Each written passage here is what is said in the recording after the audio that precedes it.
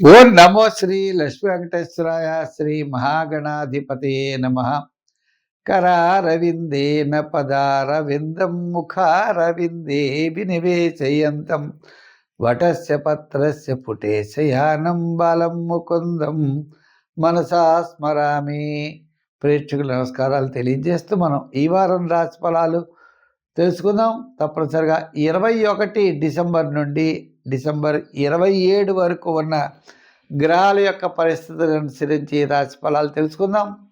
మనం ఈ వారాల యొక్క గ్రహస్థితి పరిస్థితులను అనుసరించి మిథున రాశిలో గురుడు, సింహరాశిలో కేతువు, కుంభరాశిలో రాహు, మీనరాశిలో రాహు శని, అదేవిధంగా మనకి ధనుర్రాశిలోకి వచ్చేటప్పటికి ధనుర్రాశిలో రవి, కుజుడు, శుక్రుడు, అలాగే వృశ్చిక రాశిలో బుధుడు.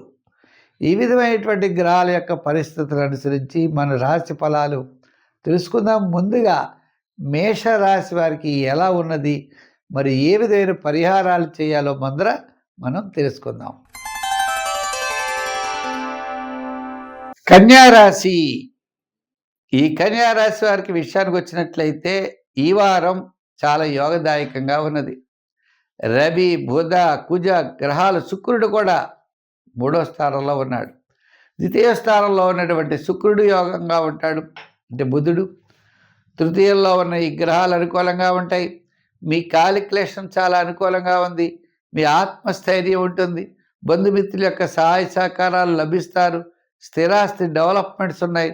ఉద్యోగపరమైన అభివృద్ధి, రాజకీయపరమైన గుర్తింపు, చిన్న చిన్న వ్యవహారాలన్నీ కూడా తప్పనిసరిగా యోగిస్తాయి. వార ప్రారంభంలో వివాదాలు ఉండవచ్చు. వారం మధ్యలో అనుకూలమైన వాతావరణం, వారాంతం కూడా అన్నింటా విజయం సాధించేటువంటి పరిస్థితులు ఉన్నాయి. మీ యొక్క ఆలోచనలు బాగుంటాయి. ప్రతి పని కూడా చాలా శ్రద్ధగా చేస్తారు. విద్యార్థులకు కాస్త అనుకూలమైన వాతావరణం, రాజకీయ పరంగా కొన్ని మంచి నిర్ణయాలు తీసుకుంటారు. వృత్తుల పరంగా కాస్త ఆర్థికపరమైన డెవలప్మెంట్స్ ఉన్నాయి.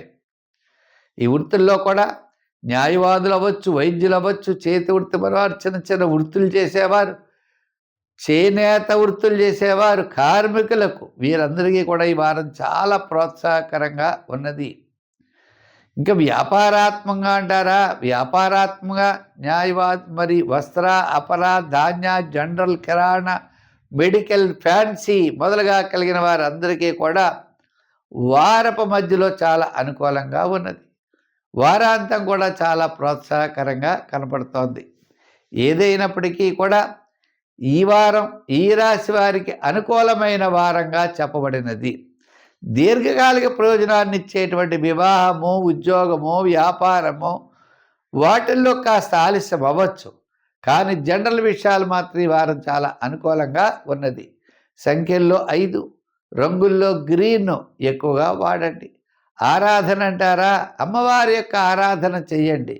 అమ్మవారి యొక్క ఆరాధన ద్వారా విశేషమైనటువంటి ఫలితాలు మీరు పొందగలుగుతారు. శుక్రవారం అమ్మవారి గుడికెళ్ళి కుంకుమ పూజతో అమ్మవారికి పూజ చేయించండి. లలితా సహస్రం, లక్ష్మీ అష్టోత్తరం, ఇటువంటి మీకు వచ్చినటువంటి అష్టోత్తరాలతో పూజ చేయించడం, అవి కూడా మీరు పారాయణ చేయడం ద్వారా మంచి విశేషమైనటువంటి ఫలితాలు పొందగలుగుతారు.